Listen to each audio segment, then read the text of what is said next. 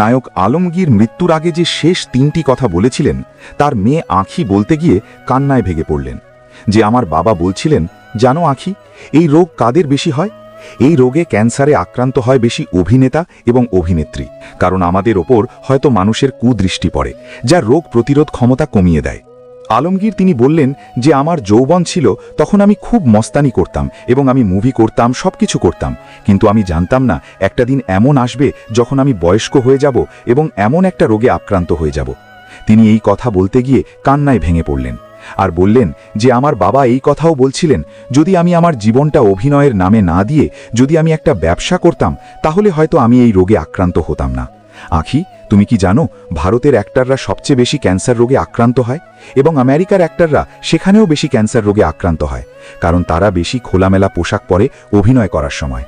আঁখি, আমি আরেকটা কথা তোমাকে বলতে চাই, আমাদের বাঙালিদের নায়িকারা তাদের তুলনায় খুবই কম ক্যান্সার রোগে আক্রান্ত হয়, কারণ আমাদের বাঙালিদের নায়ক নায়িকারা একটু সুন্দর শালীন পোশাক পরে থাকে। ওই জন্য আমার মৃত্যুর আগে আমার শেষ কথা, যদি আমি বেঁচে ফিরি, যে যারা অভিনয় করে তাদের কাছে, তোমরা ভালোভাবে অভিনয় করো, বেহায়াপনা, অশ্লীলতা এসব নিয়ে মুভি করো না, কারণ এখন হয়তো তোমরা বুঝতে পারছো না, পরে তোমরা বুঝতে পারবে এর শাস্তি কি। বন্ধুরা, এই ছিল নায়ক আলমগীরের কথা, যেটা তার মেয়ে আঁখি শেয়ার করেছিল। এখন এই নায়ক আলমগীরের সাথে ঘটে যাওয়া এমন 2টি ঘটনা আপনাদের দেখাবো, যেটা দেখার পর সত্যিকারেই আপনি বলবেন, না, এই মানুষটা অনেক কষ্ট করেছে। আলমগীর 80 ও 90-এর দশকে দাপটের সঙ্গে কাজ করেছেন। পারিবারিক টানাপোড়েন, সামাজিক অ্যাকশন, রোমান্টিক অ্যাকশন, ফ্যান্টাসি সহ সব ধরনের চলচ্চিত্রে তিনি ছিলেন সফল। তাকে মহানায়ক আলমগীর হিসেবেও অভিহিত করা হয়। অভিনয়ের পাশাপাশি প্রযোজক, গায়ক ও পরিচালক হিসেবে সুনাম কুড়িয়েছেন। তিনি শ্রেষ্ঠ অভিনেতা ও শ্রেষ্ঠ পার্শ্বচরিত্র অভিনেতা বিভাগে 9 বার জাতীয় চলচ্চিত্র পুরস্কার অর্জন করেছেন। আলমগীর 1950 সালে 3 এপ্রিল ঢাকা মেডিকেল কলেজ হাসপাতালের বেডে জন্মগ্রহণ করেন। তার পিতা কলিমুদ্দিন আহমেদ ওরফে দুদু মিয়া ঢালিউডের প্রথম সবাক চলচ্চিত্র মুখ ও মুখোশের একজন অন্যতম প্রযোজক। আলমগীর অভিনীত প্রথম চলচ্চিত্র আলমগীর কুমকুম পরিচালিত যুদ্ধভিত্তিক আমার জন্মভূমি 1973 সালে মুক্তি পায়। তার অভিনীত দ্বিতীয় চলচ্চিত্র ছিল দস্যু রানী, যা 1974 সালে মুক্তি পায়। 1975 সালে তিনি শাবানার বিপরীতে চাষির মেয়ে ও কবরীর বিপরীতে লাভ ইন শিমলা চলচ্চিত্রে অভিনয় করেন। পরের বছর তিনি আলমগীর কুমকুম পরিচালিত গুন্ডা চলচ্চিত্রে, রাজ্জাক ও কবরীর সাথে একটি ছোট চরিত্রে এবং তাহির চৌধুরী পরিচালিত মাটির মায়া চলচ্চিত্রে ফারুক ও রোজিনার সাথে পার্শ্ব চরিত্রে অভিনয় করেন। 1978 সালে দিলীপ বিশ্বাস পরিচালিত জিঞ্জির চলচ্চিত্রে রাজ্জাক ও সোহেল রানার সাথে একসাথে অভিনয় করেন। তিনি আসাদ চরিত্রে কামাল আহমেদ পরিচালিত রজনীগন্ধা চলচ্চিত্রে অভিনয় করেন। এতে তার সহশিল্পী ছিলেন রাজ্জাক, শাবানা ও অঞ্জনা। 1984 সালে তিনি আমজাদ হোসেন পরিচালিত ভাত দে ও সখিনার যুদ্ধ চলচ্চিত্রে কাজ করেন। 2টি ছবিতে তার বিপরীতে অভিনয় করেন শাবানা এবং এর মধ্য দিয়ে শাবানার সাথে তার জুটি গড়ে ওঠে, যা পরবর্তী 1 দশক বাংলা চলচ্চিত্রে রাজত্ব করে। ভাত দে ছবিতে তিনি একজন দরিদ্র বাউলের শীর্ষ গহর চরিত্রে অভিনয় করেন। আলমগীর কামাল আহমেদ পরিচালিত মা ও ছেলে চলচ্চিত্রে প্রধান চরিত্রে অভিনয় করেন। এই ছবিতে দীপক চৌধুরী চরিত্রে অভিনয়ের জন্য শ্রেষ্ঠ অভিনেতা হিসেবে তিনি তার প্রথম জাতীয় চলচ্চিত্র পুরস্কার লাভ করেন। 1986 সালে তিনি পরিচালক হিসেবে আত্মপ্রকাশ করেন। তার পরিচালিত প্রথম চলচ্চিত্র নিষ্পাপ। 1987 সালে তিনি শাবানার বিপরীতে অভিনয় করেন মায়ের দোয়া, দিলীপ বিশ্বাস পরিচালিত অপেক্ষা ও সুভাষ দত্ত পরিচালিত স্বামী স্ত্রী চলচ্চিত্রে। অপেক্ষা চলচ্চিত্রে অভিনয়ের জন্য তিনি দ্বিতীয়বারের মতো শ্রেষ্ঠ অভিনেতা হিসেবে জাতীয় চলচ্চিত্র পুরস্কার লাভ করেন। পরের বছর অভিনয় করেন হাফিজ উদ্দিন পরিচালিত পথে হলো দেখা চলচ্চিত্রে। এতে তার বিপরীতে অভিনয় করেন অঞ্জনা রহমান। পরবর্তীতে ক্ষতিপূরণ, মরণের পরে, পিতামাতা সন্তান ও অন্ধবিশ্বাস চলচ্চিত্রের জন্য টানা 4 বার তিনি শ্রেষ্ঠ অভিনেতার জন্য জাতীয় চলচ্চিত্র পুরস্কার লাভ করেন। এ সময় তার অভিনীত অন্যান্য উল্লেখযোগ্য চলচ্চিত্রগুলো হলো 1990 সালের সত্যমিথ্যা, একই বছর রাগা ভাবি, 1990 সালে দোলনা, 1991 সালে অচেনা ও সান্ত্বনা এবং 1992 সালে ক্ষমা। 1994 সালে অভিনয় করেন কাজী হায়াত পরিচালিত নাট্যধর্মী দেশপ্রেমিক, শহীদুল ইসলাম খোকন পরিচালিত যুদ্ধ নাট্যধর্মী ঘাতক ও গাজী মাজহারুল আনোয়ার পরিচালিত পারিবারিক নাট্যধর্মী স্নেহ চলচ্চিত্রে। দেশপ্রেমিকে একজন চলচ্চিত্র পরিচালকের ভূমিকায় অভিনয় করে তিনি 7মবারের মতো শ্রেষ্ঠ অভিনেতা বিভাগে জাতীয় চলচ্চিত্র পুরস্কার অর্জন করেন। এই বছর তিনি নির্মাণ করেন নির্মম। এতে তার সাথে অভিনয় করেন শাবানা, শাবনাজ ও বাপ্পারাজ। ছবিটি সমাদৃত হয় এবং শাবনাজ শ্রেষ্ঠ অভিনেত্রী বিভাগে জাতীয় চলচ্চিত্র পুরস্কার লাভ করেন। 1995 সালে তিনি দেলোয়ার হোসেন ঝন্টু পরিচালিত কন্যাদান চলচ্চিত্রে পার্শ্ব ভূমিকায় অভিনয় করেন। এতে প্রধান চরিত্রে অভিনয় করেন সালমান শাহ ও লিমা। পরের বছর তিনি কথা সাহিত্যিক সেলিনা হোসেন রচিত পোকামাকড়ের ঘর বসতি উপন্যাস অবলম্বনে আখতারুজ্জামান পরিচালিত পোকামাকড়ের ঘর বসতি চলচ্চিত্রে খল চরিত্রে অভিনয় করেন। এছাড়া পার্শ্ব চরিত্রে সোহেল রানা অভিনীত অজান্তে, সালমান শাহ অভিনীত মায়ের অধিকার ও সত্যের মৃত্যু নেই, ইলিয়াস কাঞ্চন অভিনীত দুর্জয় চলচ্চিত্রে অভিনয় করেন। আলমগীর 2010 সালে শাহাদাত হোসেন লিটন পরিচালিত জীবন মরণের সাথী চলচ্চিত্রে আশরাফ চৌধুরী চরিত্রে অভিনয় করে শ্রেষ্ঠ পার্শ্ব অভিনেতা বিভাগে জাতীয় চলচ্চিত্র পুরস্কার লাভ করেন। পরের বছর অভিনয় করেন কে আপন কে পর, হৃদয় ভাঙা ঢেউ ও তার নিজের প্রযোজিত মাটির ঠিকানা চলচ্চিত্রে। কে আপন কে পরে অভিনয়ের জন্য তিনি টানা দ্বিতীয়বারের মতো শ্রেষ্ঠ পার্শ্ব অভিনেতা বিভাগে জাতীয় চলচ্চিত্র পুরস্কার লাভ করেন। 2013 সালে 35 বছর পর এফআই মানিক পরিচালিত জজ ব্যারিস্টার পুলিশ কমিশনার চলচ্চিত্রে পুনরায় রাজ্জাক ও সোহেল রানার সাথে কাজ করেন। এতে প্রধান চরিত্রে অভিনয় করেন শাকিব খান ও পূর্ণিমা। ছবিতে আলমগীরকে একজন পুলিশ কমিশনার চরিত্রে দেখা যায়। আলমগীর কণ্ঠশিল্পী হিসেবে চলচ্চিত্রে গান গেয়েছেন। আগুনের আলো চলচ্চিত্রে তিনি প্রথম কণ্ঠ দেন। এরপর তিনি কার পাপে ঝুমকা ও নির্দোষ চলচ্চিত্রেও গান করেছেন। আলমগীরের প্রথম স্ত্রী ছিলেন গীতিকার খুশনুর আলমগীর। তাকে বিয়ে করেন 1973 সালে। গায়িকা আখি আলমগীর তাদের কন্যা। খুশনুরের সাথে বিবাহ বিচ্ছেদের পর আলমগীর 1999 সালে গায়িকা রুনা লায়লাকে বিয়ে করেন।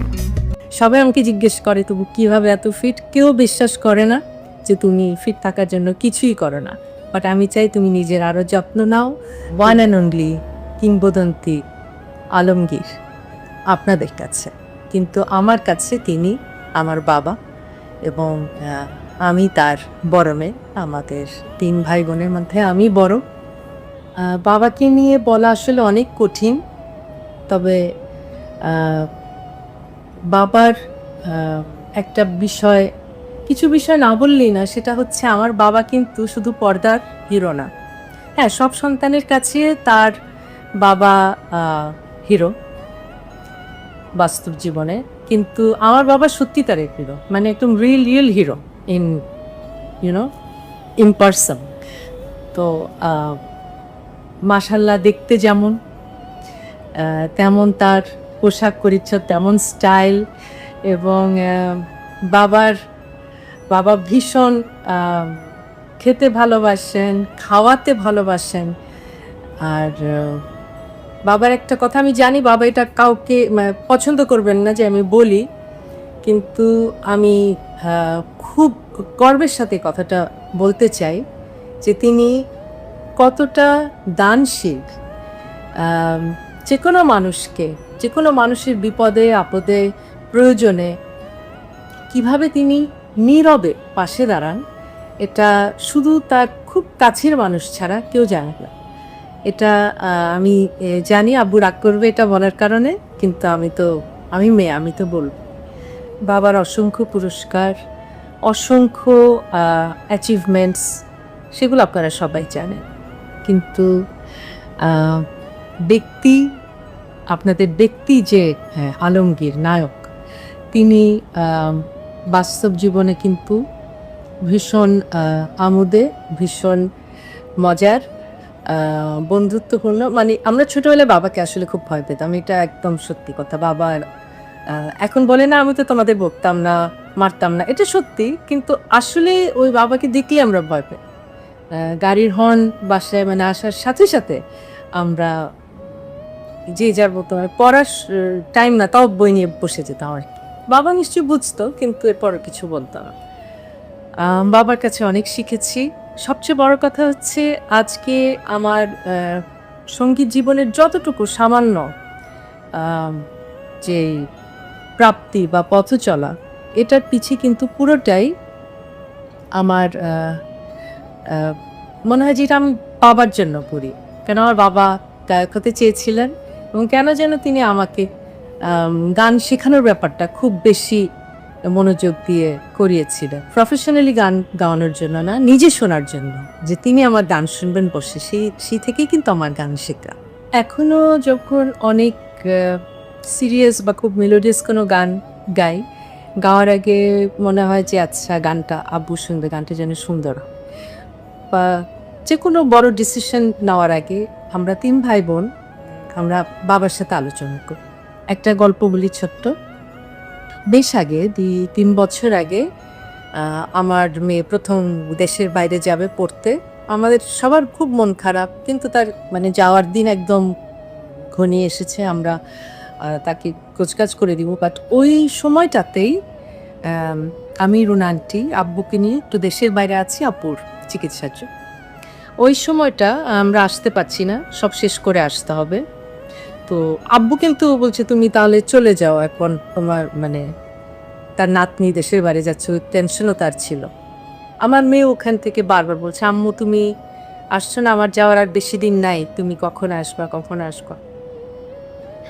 তখন আমি বললাম যে তুমি তো ওখানে গিয়ে একা থাকবা, এবং বাকি সবাই আছে ওখানে ঢাকায় তোমাকে হেল্প করার জন্য।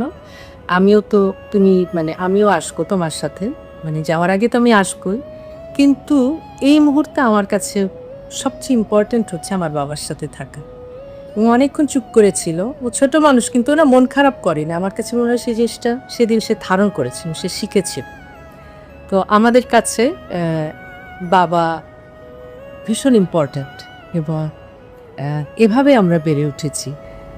পরিশেষে আব্বু তোমাকে একটাই কথা বলার আছে, তোমার জন্য অনেক দোয়া, তুমি অনেক দিন বাঁচো, এভাবেই ফিট থাকো। তোমাকে দেখে আমরাও উৎসাহিত হব, ফিট হবে, এবং পুরো বাংলাদেশের সবাই ফিট থাকার চেষ্টা করবে। সবাই আমাকে জিজ্ঞেস করে তুমি কীভাবে এত ফিট, কেউ বিশ্বাস করে না যে তুমি ফিট থাকার জন্য কিছুই করো না। বাট আমি চাই তুমি নিজের আরও যত্ন নাও, তুমি সুন্দরভাবে থাকো, আনন্দে বাঁচো, কোনো টেনশন করবে না আমাদেরকে নিয়ে। আমরা তোমার সাথে আছি সব সময়ের মতো। অনেক ভালোবাসি বাবা। গো তুমি যে আমার কত প্রিয়, কেমন করে বোঝাই বলো, তুমি তো বোঝো না, জেনে না জানো না। লাভ ইন শিমলা এই ছবির গানটা আমার বাবার অভিনীত, কবরী আন্টি অভিনীত। এই গানটা আব্বু আর ছোট্ট আঁখিকে শুটিং থেকে ফিরে ঘাড়ে নিয়ে হাঁটতো আর গাইতো। এই ছোট্ট মেমোরিটা আজকে মনে হলো শেয়ার করি। কেমন ছিল স্যার?